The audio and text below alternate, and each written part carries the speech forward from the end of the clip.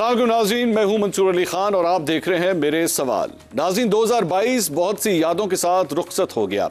2023 का आगाज हो चुका है। मेरी तरफ से आपको नए साल की बहुत मुबारक हो।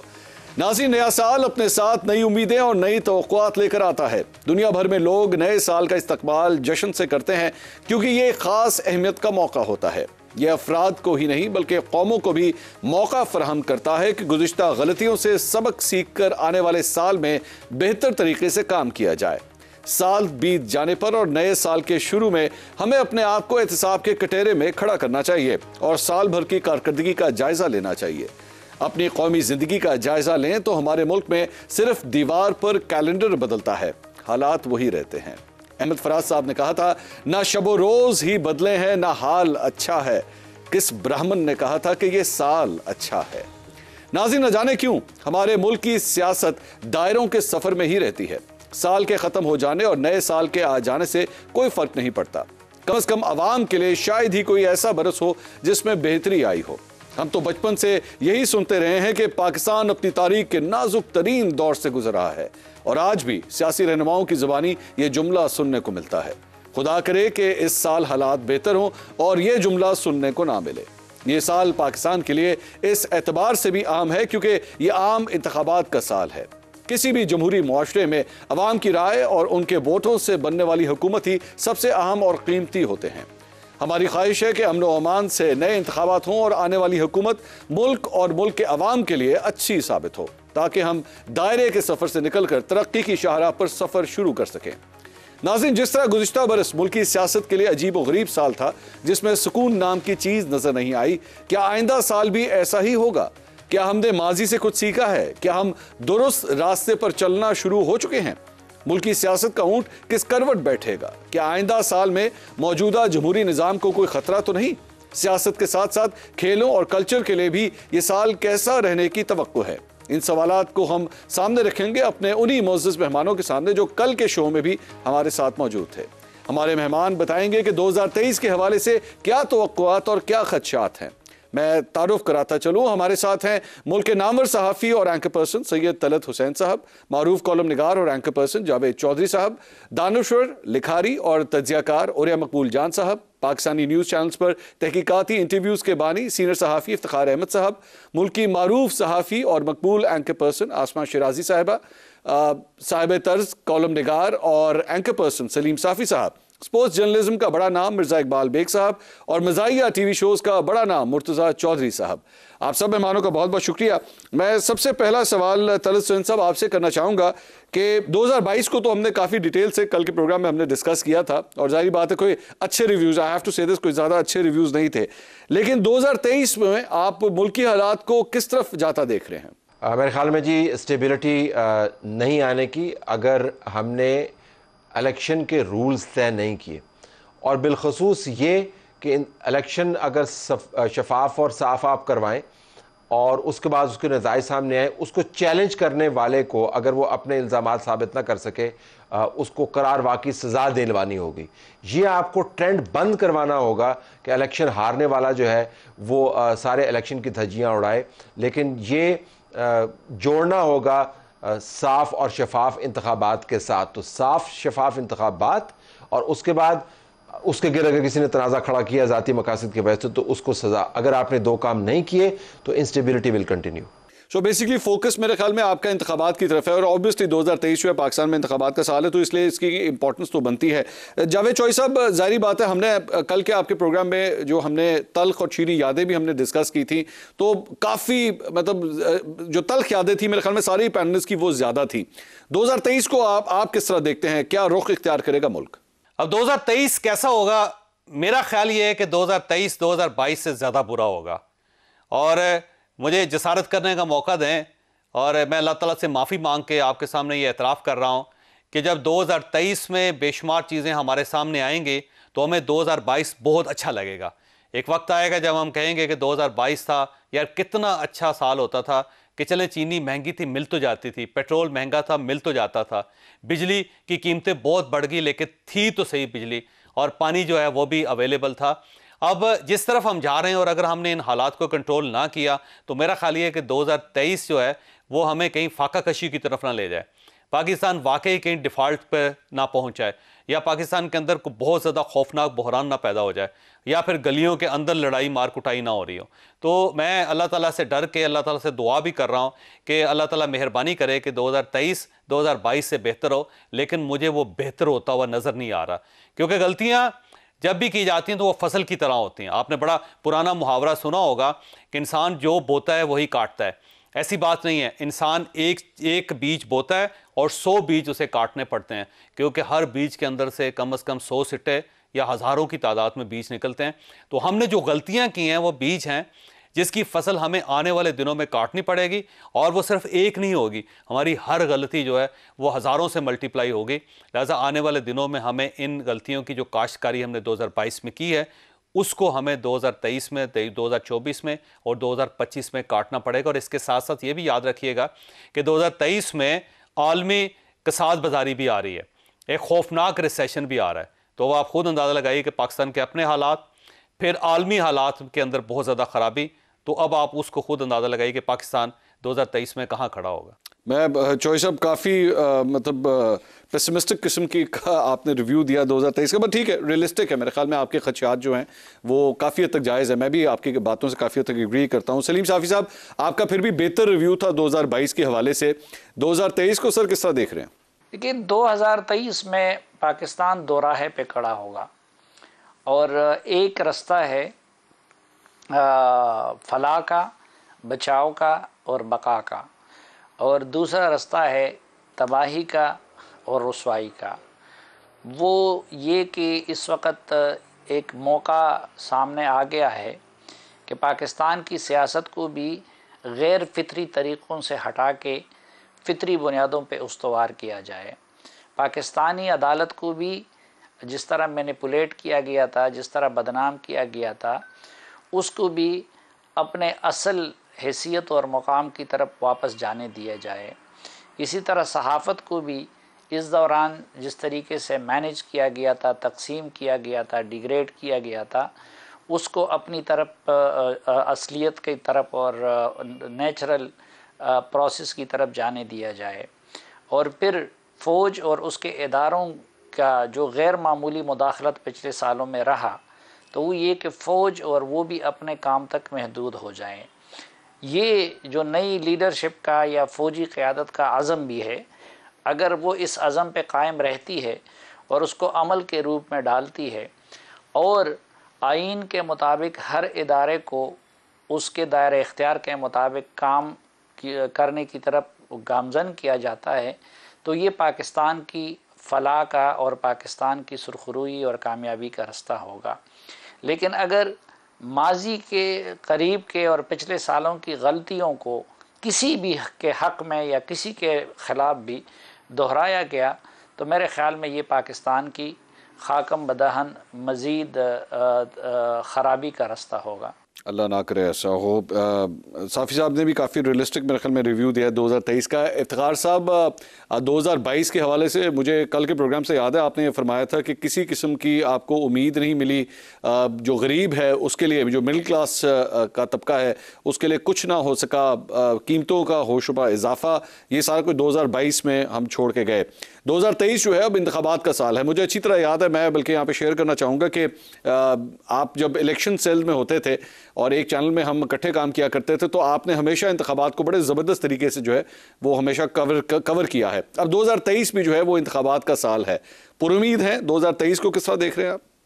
2023 बड़ा फैसला कुन साल होगा पाकिस्तान में। ख़ास तौर पे मीडिया का बड़ा अहम रोल होगा। इसमें हमारे दोस्त हैं मंसूर अली ख़ान जैसे लोग, जो सारी चीज़ों को इकट्ठा करके एक सवाल की शक्ल में पेश करते हैं। जब ऐसे लोग मीडिया में सवालात को उठाएंगे और उन लोगों से जवाब तलब करेंगे जो ताकतवर हैं, तो मैं समझता हूँ कि कुछ बेहतरी की उम्मीद होगी। और मुमकिन तौर पे अगले साल मुकामी हुकूमतों का भी फ़ैसला हो जाए।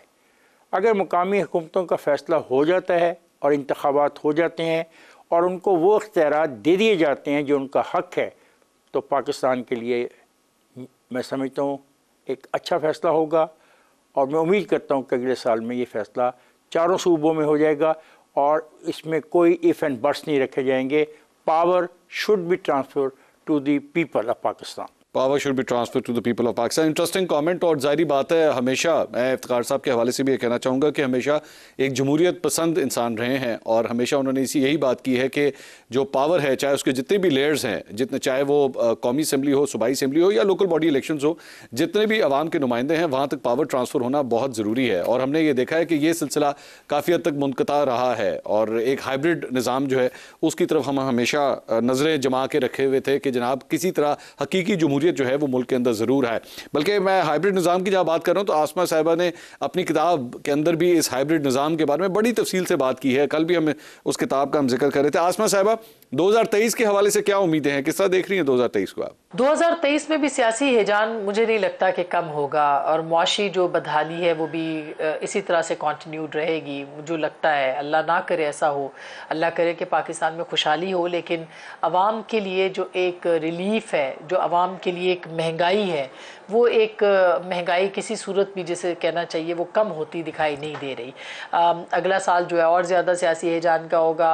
बड़े बड़े फ़ैसले हैं, बड़े इलेक्शंस का साल कहा जा रहा है। फिर इसी तरह से आप देखें कि फ़ैसले होंगे बड़े बड़े पीटीआई के हवाले से भी और पीएमएलएन के हवाले से भी, और भरपूर सियासी साल का आगाज़ होने जा रहा है।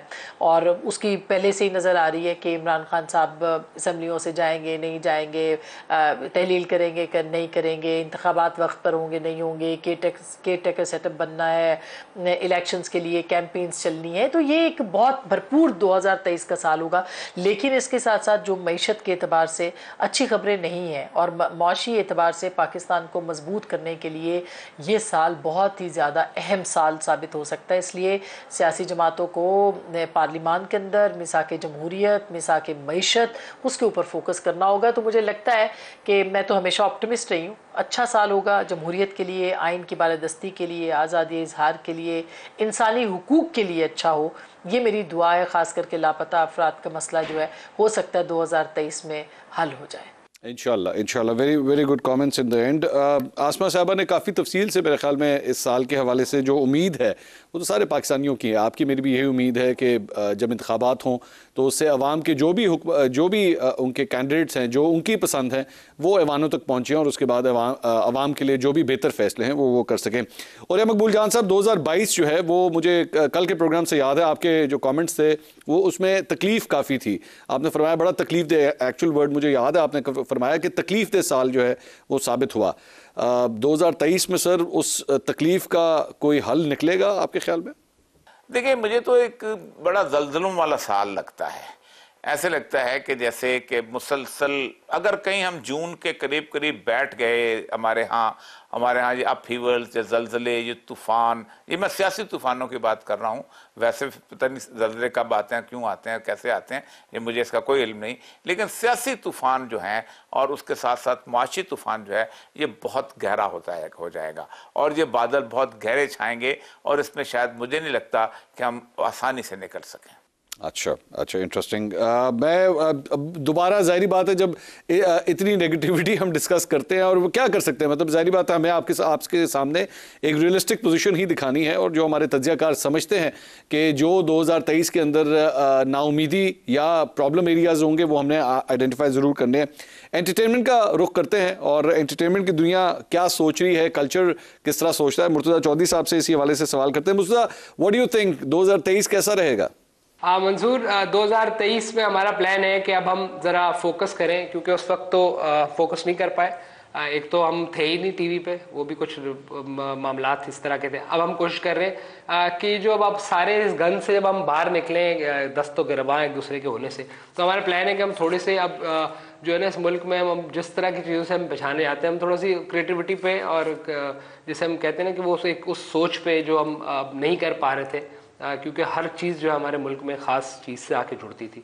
तो कोशिश ये क्रिटिकल थिंकिंग की जाए, कोशिश ये कि कोई अच्छे प्रोजेक्ट्स लाए जाएँ। अभी हम एक चीज़ पे काम कर रहे हैं, एक वेब सीरीज़ है और उस पर काम कर रहे हैं, वो हम कोशिश करेंगे कि वो लोग देख सकें, कुछ डिफरेंट कंटेंट है अनलाइक पॉलिटिकल, और हम कोशिश करें कि कुछ नए शो भी डिज़ाइन करें। तो कुछ इंटरेस्टिंग चीज़ें इंशाल्लाह इस साल आएंगी। साफी साहब, आप किस तरह देख रहे हैं, क्या 2023 के अंदर जो है जमहूरियत अपने इसी हुलिये के अंदर आगे चलेगी, बेहतरी होगी उसके अंदर, या आपके ख्याल में जमहूरियत का जो है वो बिल्कुल नामो निशान ही खत्म हो जाएगा, जिस तरह जावेद चौधरी साहब कह रहे थे? किस तरह देख रहे हैं 2023 में आप? जहाँ तक जमहूरी निज़ाम का ताल्लुक़ है तो अब तो इस पे इजमा है कि मौजूदा दौर में उसका मुतबादिल कोई निज़ाम है और ना उससे बेहतर कोई निज़ाम अभी तक दुनिया सामने ला सकी है। किसी जगह वो कम है, किसी जगह ज़्यादा है, लेकिन हमने देखा है कि जिन ममालिक में जितनी ज़्यादा जमहूरियत है और जितनी ज़्यादा आवाम की राय का एहतराम किया जाता है तो वहाँ पे उतनी खुशहाली है, वहाँ पे उतना इस्तेहकाम है। तो जमहूरियत के सिवा तो कोई रास्ता ही नहीं है।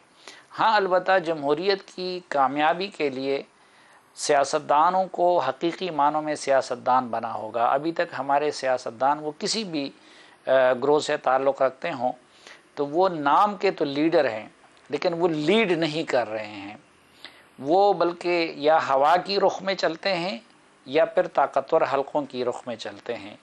तो जमहूरियत के लिए ज़रूरी है कि लीडर हकीकी मानों में लीडर बन जाएं, और दूसरा उसके लिए ज़रूरी है कि जो पाकिस्तान का कॉन्स्टिट्यूशन है उसकी रूह के मुताबिक हर इदारे को और हर फ़र्द को अपना काम करने दिया जाए और कोई भी इदारा अपने दायरे इख्तियार से तजावुज़ ना करे। औरिया मकबूल जान साहब, मैं ये बात आपके बारे में जानता हूं कि आपने कभी भी जमहूरी निज़ाम को इतना पसंद नहीं किया और आप समझते हैं कि इससे जो है वो आवाम को जो फ़वाइद मिलने चाहिए हुक्मरानी के वजह से वो नहीं पहुंच पाते। आप किस तरह देख रहे हैं 2023 में जमहूरियत को? देखिए, जमहूरियत जिन मुल्कों में आई है ना, उन्होंने सबसे पहले ये किया है कि पूरी दुनिया के छोटे छोटे गरीब मुल्कों से लूट मार करके अपने लोगों का जो है मयार ज़िंदगी बुलंद किया।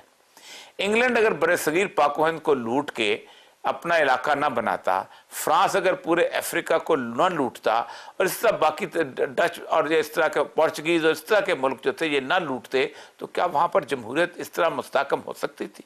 आप सोचें कि जब वहाँ जमहूरियत का आगाज़ हुआ है तो हाउस ऑफ लॉर्ड्स जो थे वो लोग होते थे, कोई जमहूरियत नाम की चीज़ नहीं थी, बल्कि अगर कुछ शख्स ज़मीन बेचता था तो वो कहता था कि मैं ज़मीन नहीं बेच रहा, साथ हाउस ऑफ लॉर्ड्स की सीट भी बेच रहा हूँ। आहिस्ता आहिस्ता जब उनका मयार ज़िंदगी इस तरह का बन गया, जब उनके यहाँ सेहत की और एजुकेशन की और बाकी सहूलियात आ गई, तो उसके बावजूद वो सारे के सारे जो थे उनके यहाँ जमहूरियत जो है बहुत अच्छी हो गई। लेकिन अमेरिका के अंदर जमहूरियत बिल्कुल मुख्तलिफ है। $6.8 बिलियन अगर ओबामा के पास ना हो तो उसका बाप भी इलेक्शन नहीं जीत सकता।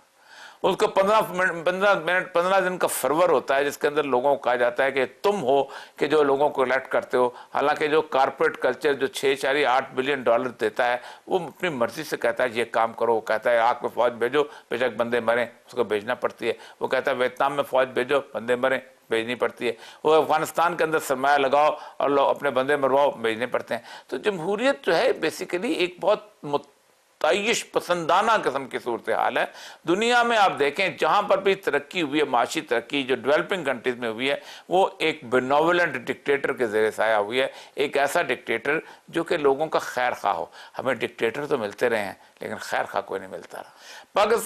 पाकिस्तान को अपने हिसाब से को अपने सिस्टम में बॉल करना पड़ेगा। दुनिया में हर मुल्क की अपने अपनी लहदा जमहूरियत है। 97 मुल्क ऐसे हैं कि जहाँ कॉन्स्टिट्यूंसी पॉलिटिक्स नहीं है, जहाँ वो लोग जो है वो कॉन्स्टिट्यूंसी, पाकिस्तान को जब तक कॉन्स्टिट्यूंसी पॉलिटिक्स में आप रहेंगे पाकिस्तान कभी तरक्की नहीं कर सकता। मैं औरिया साहब काफ़ी मतलब डिटेल से मेरे ख्याल में, और मैंने जिस तरह पहले प्रेडिक्ट किया था उनकी राय जो है वो ऐसी ही होगी, और मेरे ख्याल में औरिया साहब ने काफ़ी हद तक अपने सही राय का, अपने सही ख्यालात का जो है वो इजहार किया है। 2023 के हवाले से खेलों का जो है वो फ्यूचर कैसा होगा? हमने देखा पीसीबी के अंदर एक तब्दीली तो आई है। नजम सेठी साहब के आने से 2023 में क्या पाकिस्तान क्रिकेट टीम की जो किस्मत है वो मज़ीद बेहतर परफॉर्म करेगी या नहीं करेगी? और भी 2023 के हवाले से कुछ सियासी सवालात भी हैं, एक छोटे से ब्रेक के बाद अपने पैनलिस्ट के सामने रखेंगे। Please stay with us. मेरा यकीन है कि जमहूरियत ही पाकिस्तान के मसाइल का हल है, यही गुर्बत के ख़ात्मे का हल है, यही एक मजबूत पाकिस्तान बना सकती है। अगर आप फ़ौज के सरबराह का टेन्योर 3 साल मुकम्मल तौर पर हदबंदी लगा दें कि 3 साल से आगे कोई आर्मी चीफ नहीं होगा, और जो असम्बलियाँ हैं उनको अपनी मुद्दत पूरी करनी है, तो मुस्तकबिल बेहतर नज़र आएगा और आवाम की फलाह में भी इजाफा होगा। जमहूरियत का मुस्तकबल मुझे तो मखदूश नज़र आता है बदकिस्मती से। याद रखें कि जो सियासी मामलात होते हैं उसको हल करने के 3 फोरम होते हैं। पहला, गवर्नमेंट और अपोजिशन, ये दोनों मिलकर मामलात को सेटल कर सकते हैं, लेकिन गवर्नमेंट और अपोजिशन दोनों फेल हो चुके हैं। इसके बाद अगला जो फोरम होता है वो असम्बलियाँ होती हैं, पार्लियामेंट होती है। तो बदकिस्मती से पार्लियामेंट और सूबाई असम्बलियाँ वो भी फेल हो गई हैं। तो अब इसके बाद आखिरी जो लाइफलाइन या आखिरी फोरम बचता है वो होता है अदालतें। तो मेरा नहीं ख्याल कि अदालतें भी कोई बेहतर फोरम साबित होंगी, कि वहाँ पे भी पोलराइजेशन बहुत ज़्यादा है। जिस तरह की भी जमहूरियत है, मगर जमहूरियत है, हमारा मुआशरा जो है वो जमहूरियत पसंद मुआशरा है। हमारा जो मीडिया है वो आइन पसंद मीडिया है। महदूद वसाइल के बावजूद हमारे जो स्पोर्ट्समैन है पाकिस्तान का सब्ज़िलाली परचम सर बुलंद करने की कोशिशों में मसरूफ रहे। नाज़रीन, welcome back after the break. Break से पहले सियासी तौर पे तो हमने सियासत के मैदान को अच्छी तरह एक्सप्लोर किया कि 2023 जो है वो कैसा रहेगा, मुल्क के लिए कैसा रहेगा। तो सियासत के मैदान से अब खेल के मैदान की तरफ चलते हैं। मिर्ज़ा इकबाल बेग साहब, 2023 में किस तरह देख रहे हैं? पाकिस्तान के लिए कोई खुशखबरी आएगी? देखिए मंसूर, 2023 अगला साल हम समझते हैं कि खेलों के हवाले से इसमें हुकूमत को बहुत ज़्यादा इन्वॉल्व होना पड़ेगा। और वज़ीर आज़म शहबाज शरीफ साहब को, चूँकि वो पाकिस्तान हॉकी फेडरेशन के पेटर्न इन चीफ भी हैं, पाकिस्तान क्रिकेट बोर्ड के पेटर्न इन चीफ भी हैं, तो उन्हें नोटिस लेना पड़ेगा। फंड्स की फराहमी यकीनी बनानी पड़ेगी पाकिस्तान स्पोर्ट्स बोर्ड को। और इसके अलावा जो रस्सा कशी है, जो पैरेलल एसोसिएशन है इस मुल्क में, उनको ख़त्म करना पड़ेगा। सिर्फ क्रिकेट ही नहीं है हमारे मुल्क का खेल, हमारे मुल्क में हॉकी भी जो हमारा कौमी खेल है और जुबू हाली की तरफ गामजन है, उसके अलावा स्नूकर भी है। स्क्वाश की हमारी सूरत हाल इतनी अच्छी नहीं है। तो इन सब पर तवज्जो देने के लिए जो बैनुल-सूबाई राब्ते की वफाकी वजारत है उसको अहम किरदार अदा करना पड़ेगा और इस हवाले से वज़ीर आज़म को भी यकीनन अपना इनपुट देना होगा। बिल्कुल ठीक है।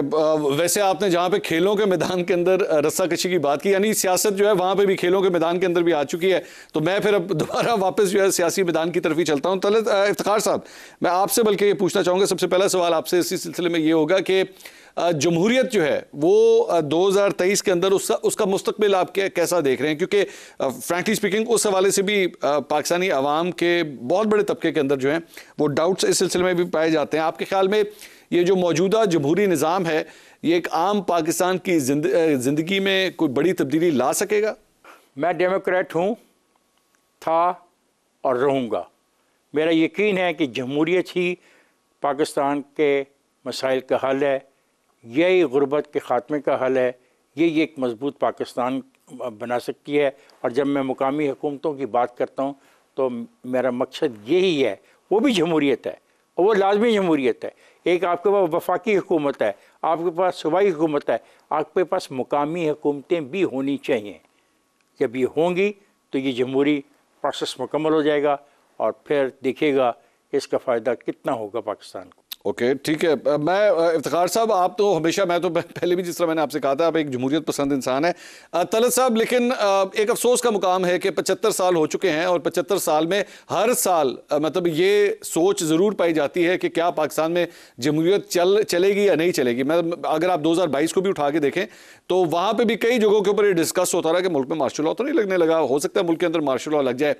तो 2023 के अंदर आप इस जमहूरी निज़ाम को चलता फिरता देख रहे हैं? क्या इसके समरात जो हैं वो पाकिस्तानी अवाम तक पहुंचेंगे या नहीं पहुंचेंगे? देखें, निज़ाम अवाम की ज़िंदगी में बेहतरी तभी लाएगा जब आप निज़ाम को चलने देंगे। जब आप निज़ाम को हर 1.5-2 साल के बाद, 3 साल के बाद अपनी किसी भी तारीख़ी खुजली की वजह से हिलाने लग जाएंगे तो फिर वो निज़ाम डिलीवर नहीं कर पाएगा। तो अमले तत्हीर है जमहूरियत, उसको तत्हीर करने दीजिए। और ये लॉन्ग टर्म है, ये क्विक फिक्सेस इसके अंदर मौजूद नहीं है कि 1.5 साल बाद, 3 साल बाद, 4 साल बाद। और हुकूमतों को जो अफवाज पाकिस्तान के सरबराह हैं उनके टेन्योर के साथ मुंसलिक नहीं करें।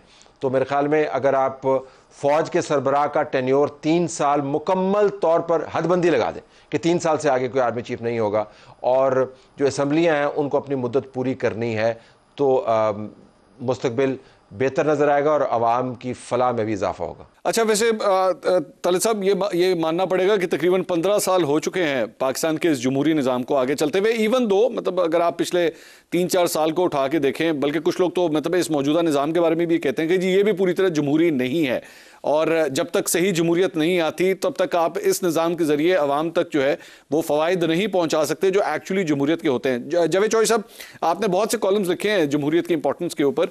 2023 2023 के अंदर आप किस तरह देख रहे हैं सर? जमहूरियत इसी तरह कायम व दायम रहेगी? क्या इसके कोई फवायद, ये जैसी भी है, क्या इसके फवायद अवाम तक पहुंचेंगे?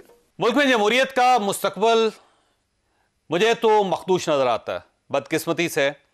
याद रखें कि जो सियासी मामलात होते हैं उसको हल करने के 3 फोरम होते हैं। पहला, गवर्नमेंट और अपोजिशन, ये दोनों मिलकर मामलात को सेटल कर सकते हैं, लेकिन गवर्नमेंट और अपोजिशन दोनों फेल हो चुके हैं। इसके बाद अगला जो फोरम होता है वो असम्बलियाँ होती हैं, पार्लियामेंट होती है। तो बदकिस्मती से पार्लियामेंट और सूबाई असम्बलियाँ वो भी फेल हो गई हैं। तो अब इसके बाद आखिरी जो लाइफलाइन या आखिरी फोरम बचता है वो होता है अदालतें। तो मेरा नहीं ख्याल कि अदालतें भी कोई बेहतर फोरम साबित होंगी, कि वहाँ पे भी पोलराइजेशन बहुत ज़्यादा है। और अब अगर वहाँ पे मामला सेटल नहीं होते अगले 2-3 माह के अंदर, तो फिर मुझे यूँ महसूस होता है, और मैं दोबारा ये कहता हूँ कि अल्लाह ताला मेरी इस पेशेन गोई को सच साबित ना करे। मैं जो कुछ कह रहा हूँ वो गलत साबित हो, मेरी दुआ है। लेकिन अगर ये अदालतें मामलात को सेटल नहीं कर पाती तो हम आखिरी फोरम भी खो देंगे, और इसके बाद मामलात को चलाने के लिए, मुल्क को बचाने के लिए हमारे पास सिर्फ 2 ही ऑप्शन होंगे, एमरजेंसी या फिर मार्शल लॉ। और अब अगर एमरजेंसी और मार्शल लॉ भी नहीं लगता और वहाँ पे भी अगर मुल्क को वो भी कंट्रोल नहीं कर पाते, तो फिर आप खुद अंदाज़ा लगाइए कि हम कहाँ जाएंगे। मुझे बदकिस्मती से यूँ महसूस होता है कि दोबारा पाकिस्तान के अंदर एक अथॉरिटेरियन रूल आ रहा है, मार्शल लॉ आ रहा है या फिर एमरजेंसी आ रही है, क्योंकि सियासतदानों के हाथ से हर चीज़ निकलती चली जा रही है। ये मामलात को सेटल करना इनके बस की बात अब लग नहीं रही।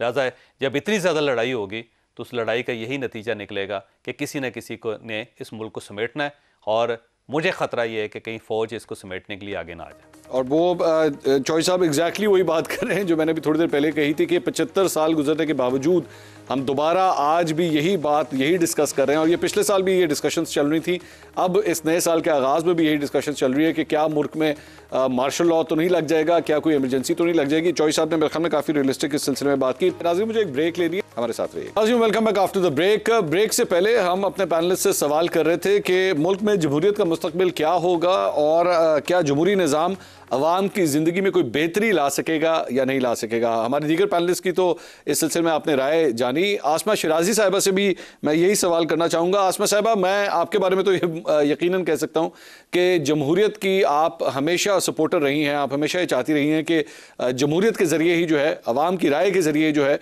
वो मुल्क की हुक्मरानी होनी चाहिए। 2023 में जमहूरियत को किस तरह देख रही हैं आप? जमहूरी मुस्तकबिल तो मैं तो कभी भी जमहूरियत के मुस्तकबिल से जो है वो पाकिस्तान में नाउमीद नहीं हुई हूँ।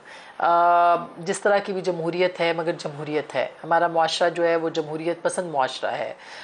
हमारा जो मीडिया है वो आइन पसंद मीडिया है।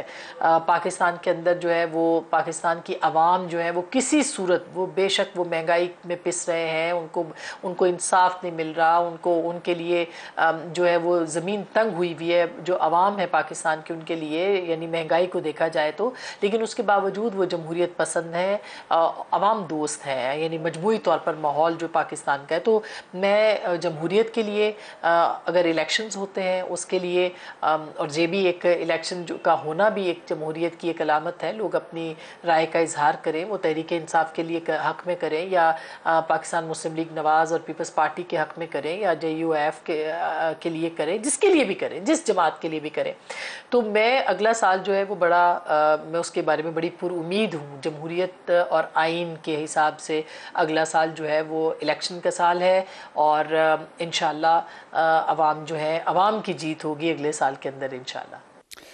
आसमा साहिबा की पॉजिटिविटी मैंने पहले ही प्रेडिक्ट कर दी थी। मैंने आपको बताया था कि वो जमहूरियत के हवाले से जो है वो क्या राय रखती हैं। आसमा साहिबा ने तो काफ़ी एक ऑप्टिमिस्टिक किस्म का व्यू अपना दिया है 2023 में जमहूरियत के हवाले से। मैं अगला सवाल जो है वो इसी सिलसिले में मुर्तज़ा चौधरी साहब आपसे पूछना चाहूँगा कि 2023 में आप मुल्की हालात को किस तरफ जाता हुआ देख रहे हैं? जी मंसूर, मेरे ख्याल में तो 2023 हम सब के लिए और मेरे लिए अवाम की जो रिप्रेजेंटेशन है वो नज़र आती है जिस किस्म की। इलेक्शन का साल होना चाहिए 2023, मेरा ख्याल है जमहूरियत का ही साल होना चाहिए। और वो साल इस वजह से जमहूरियत का होना चाहिए कि इससे पहले जो तजुर्बात हुए, स्पेशली हाइब्रिड तजुर्बा जो हमने किया, और वो किसी समय साइंसदान ने बोला कि ये ऐसा रॉकेट है कि जो ऊपर जाएगा। वो अलग बात है कि वो रॉकेट का जो है ना वो मुंह उन्होंने नीचे की तरफ बना दिया, तो बजाय ऊपर जाने के नीचे की तरफ ही गया। तो 2023 उम्मीद ये है कि जमहूरियत का साल हो, और इसमें जिस तरह बहुत सारे लोगों ने फैसला किया, मैंने भी फैसला किया है कि मैं जो है वो न्यूट्रल बुनियादों में चीज़ों को जज करूँगा और सियासत को मैं किस लाइक डिसलाइक की बुनियाद पे नहीं बल्कि फैक्चुअल और जिसका काम मुझे नज़र आएगा वोट देते हुए, क्योंकि एक दफ़ा आप थोड़ा सा डरते ज़रूर हैं, तो मैं सोच समझ के न्यूट्रल रह के बग़ैर मुदाखलत किए किसी किस्म की मैं जमहूरियत को वोट दूंगा। उम्मीद है, और इलेक्शन होंगे 2023 और उम्मीद है कि ये बेहतर साल होगा हम सब के लिए 2023, क्योंकि ये जो कुछ भी पीछे हुआ हमें लगता है कि हमें इससे आगे बढ़ना चाहिए, इसकी यादें जो है उसको भी हमें भुला देना चाहिए और आगे पॉजिटिवली इकॉनमी के लिए, मुल्क के लिए, लोगों के लिए हमें जमहूरियत को बढ़ाना चाहिए इस साल आगे, और इस साल जमहूरियत का साल होना चाहिए, बल्कि स्लोगन भी इस तरह की कुछ होना चाहिए इस साल का। अच्छा, स्लोगन की आपने चूंकि बात की और साथ साथ न्यूट्रल का भी आपने जिक्र किया, तो न्यूट्रलिटी तो मेरे ख्याल में स्पोर्ट्स के अंदर जो है वो मिर्ज़ा इकबाल बेग साहब के पास ही है, क्योंकि वो एक न्यूट्रल पॉइंट ऑफ व्यू हमेशा स्पोर्ट्स के हवाले से देखते हैं, being a sports commentator. Mirza साहब, 2023 में आपके ख्याल में मुल्क के अंदर जो स्पोर्ट्स का म्यार है ओवरऑल वो किस तरह बेहतर किया जा सकता है, एक न्यूट्रल रहे, आपकी क्या है इस सिलसिले में? मैंने पहले भी मंसूर आपको बताया कि 2022 खेलों के हवाले से मिला जुला साल रहा, लेकिन अब चूंकि मुल्क की खेलों की आप मजमूई सूरत हाल की बात कर रहे हैं तो मजमूई तौर पर आप देखें तसल्ली बख्श रही, अगर गैर तसल्ली बख्श नहीं रही तो कारकर्दगी तसल्ली बख्श तो रही, लेकिन जो हालात थे, जो वसाइल, पूरे महदूद वसाइल के बावजूद हमारे जो स्पोर्ट्समैन हैं पाकिस्तान का सब जिलाली परचम सर बुलंद करने की कोशिशों में मसरूफ़ रहे, तो उस लिहाज से अगर कहा जाए तो गैर तसल्ली बख्श नहीं तो तसल्ली बख्श बस एक हद तक रही, लेकिन अल्लाह करे कि आने वाला साल 2023 पाकिस्तान स्पोर्ट्स के लिए एक अच्छा साल साबित हो। बहुत बहुत शुक्रिया मिर्ज़ा इकबाल बेग साहब आपका, आसमा शिराजी साहिबा, उरिया मकबूल जान साहब, मुर्तज़ा चौधरी साहब, तलत हुसैन साहब, इफ्तिखार अहमद साहब, जावेद चौधरी साहब और सलीम साफ़ी साहब, आप तमाम पैनलिस्ट का बहुत शुक्रिया। 2 प्रोग्राम्स नाज़रीन हमने अपने इन पैनलिस्ट के साथ किए और ये अपनी अपनी फील्ड्स के एक्सपर्ट्स हैं। इन्होंने जो गुजरा हुआ साल था उस पर हमारे पिछले प्रोग्राम में राय दी थी और आने वाला साल कैसा रहेगा उस पर भी बड़ा एक रियलिस्टिक तज्जिया जो है उन्होंने आपके सामने रखा है। जाते जाते इस प्रोग्राम के आखिर में मैं अपनी एक राय आपके साथ शेयर करना चाहूँगा कि हर आने वाले साल के हवाले से हमारे कुछ खदशात होते हैं। गुजरे हुए साल ने अपनी छाप हमारे जहनों पे डाली होती है, जिसकी वजह से हमें आने वाले साल के हवाले से भी डर लगता है, हमें खदशा होता है कि कहीं ऐसा ना हो जाए या वैसा ना हो जाए। लेकिन मैं हमेशा इस बात पे बिलीव करता हूँ, मेरे अपना ये ईमान है कि जब भी कोई नया साल शुरू होने लगे तो पुरुमीद ज़रूर इंसान को होना चाहिए, क्योंकि जब उम्मीद अगर दम तोड़ जाए तो फिर आप कुछ नहीं कर सकते। उम्मीद ज़रूर रखिए अपने दिल के अंदर, पाकिस्तान की बेहतरी के लिए, अपनी बेहतरी के लिए, अपने बच्चों की बेहतरी के लिए। इंशाअल्लाह अगर आपकी उम्मीद कायम है, हिम्मत है और ख्वाहिश है कि ये मुल्क के लिए बेहतर साल साबित हो तो इंशाअल्लाह ज़रूर होगा। उम्मीद कभी भी नहीं हारनी चाहिए, क्योंकि हमारे जो बुज़ुर्ग हैं, हमारे जो बड़े हैं और हमारा जो मज़हब है वो नाउमीदी को कुफ्र करार देता है। तो इंशाअल्लाह आने वाला साल भी इस मुल्क के लिए बहुत बेहतर साबित होगा। मैं पूरी तरह पुरुमीद हूँ। इंशाअल्लाह अगले हफ्ते आपसे दोबारा मुलाकात होगी। अल्लाह हाफ़िज़।